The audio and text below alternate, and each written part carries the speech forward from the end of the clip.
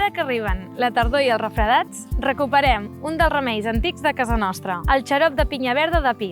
Aquesta pràctica formava part del coneixement de dones remeieres de països catalans, en especial d'aquelles de zones boscoses, com és el cas de la comarca de la Selva. Avui ens trobem amb la Carme, veïna de Riudarenes, que fa temps que prepara aquest remei.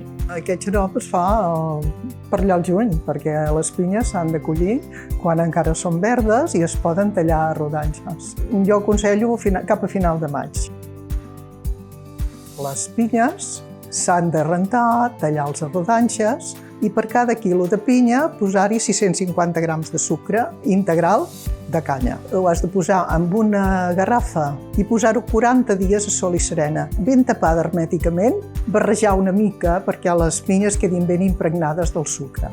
Una vegada passats els 40 dies, el sucre ha quedat tot líquid, s'ha de colar, posar-ho en potets de vidre, com ara aquest, per exemple, que jo ho faig en potets més aviat petitons, i es butllen al bany Maria com si fessis un pot de conserva. I ja està. Ja el tens preparat per als constipats o el que convingui. Aquest és un dels múltiples usos que té la pinya verda de pi.